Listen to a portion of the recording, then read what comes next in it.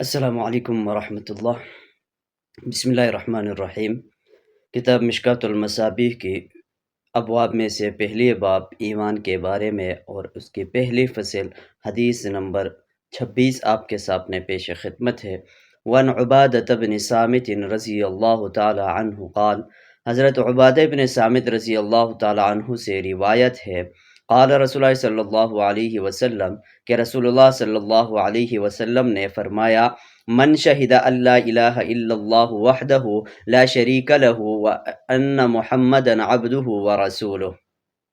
جو شخص اس بات کی گواہی دے کہ اللہ کے سوا کوئی معبود حاجت روا مشکل کشا نہیں ہے، وہ اکیلا ہے، کوئی اس کا شریک نہیں ہے،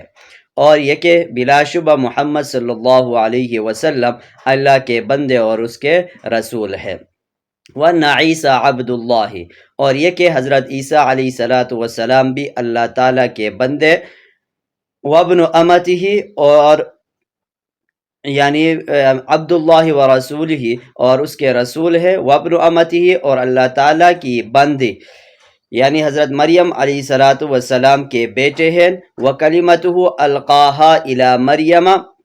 اور اس کا معجزاتی کلمہ جس کو اس نے مریم کی جانب ڈالا تھا، وَرُوحٌ مِّنْهُ، اور روح بھی ہے، وَالْجَنَّةَ وَالنَّارَ حَقٌّ، اور یہ کہ جنت اور دوزخ واقعی چیزیں ہیں، حق ہے، عَلَى مَا كَانَ مِنَ الْعَمَلِ، اس اقرار کے بعد اللہ تعالیٰ اسے جنت میں ضرور داخل کرے گا، خواہ اس کے اعمال کیسے ہی ہو۔ اب آتے ہیں اس حدیث کی مختصراً تشریح کی طرح۔ دیکھیں شروع میں یہ فرمایا کہ وَأَنَّ مُحَمَّدًا عَبْدُهُ، یعنی محمد صلی اللہ علیہ وسلم اللہ تعالیٰ کے بندے ہیں اور اس کے رسول ہے، ای عبدہ الاجل ورسولہ الاکمل، وَأَنَّ عیسیٰ عبد اللہ ورسولہ، اور حضرت عیسیٰ علیہ السلام بھی اللہ تعالیٰ کے بندے اور اس کے رسول ہے۔ یہاں پر ایک اشکال یہ ہے کہ حضور علیہ السلام کے بعد حضرت عیسیٰ علیہ السلام کے ذکر کرنے اور آپ کی تخصیص کی کیا ضرورت تھی، جبکہ تمام انبیاء علیہ السلام عبدیت اور رسالت میں شریک ہے اور اہل ایمان سب کے متعلق یہی عقیدہ رکھتے ہیں، لیکن عیسیٰ علیہ السلام کو خاص کرنے کی کیا وجہ تھی؟ یہاں پر عیسیٰ علیہ السلام کو خاص کرنے کی وجہ یہ تھی کہ مدینہ اور مکہ کے اطراف میں دو قسم کے لوگ آباد تھے جو حضرت عیسیٰ علیہ السلام کے بارے میں افراط اور تفریط کے شکار تھے۔ ایک یہودی تھے جو حضرت عیسیٰ علیہ السلام کو مانتے ہی نہیں تھے اور ان پر بیجا اور بیہودہ الزامات لگا کر اور اس کو رسول ماننے سے ہی انکار کرتے تھے۔ دوسرا نصارہ کے قوم تھے جو حضرت عیسیٰ علیہ السلام کو رسول ہی نہیں بلکہ ابن اللہ یا ثالث ثلاثہ کہہ کر کے اس کو رسول مانتے تھے۔ چونکہ ان کے عقیدے کو سامنے رکھ کر حضور علیہ السلام نے یہ یعنی عیسیٰ علیہ السلام کو عبدیت اور رسول کے لیے خاص کر دیا گیا۔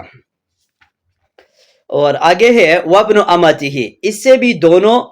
فرق میں رد بلیغ کیا، کیونکہ نصارہ کہتے تھے کہ وہ ابن اللہ تھے، حضرت حضور علیہ السلام نے فرمایا کہ ابن اللہ نہیں بلکہ ابن امت اللہ تھے، اور یہود پر یہ رد ہو گیا کہ حضرت مریم اللہ تعالیٰ کی خاص بندی ولیہ تھی۔ امتہ کی اضافت تشریفیہ سے اس طرف اشارہ ہو گیا ہے،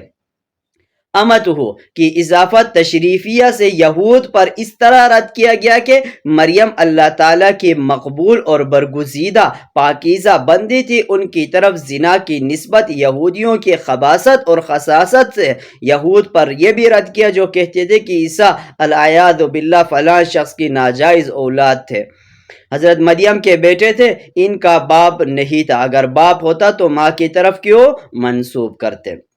وَكَلِمَتُهُ، یعنی کلمہ کن سے بلا باپ کے اللہ تعالیٰ نے پیدا کیا، یا کلمہ سے مراد حجت اللہ ہے کہ وہ لوگوں پر اللہ تعالیٰ کی طرف سے حجت اور دلیل تھے کہ اللہ تعالیٰ نے ان کو بغیر باپ اپنی قدرت سے پیدا کیا۔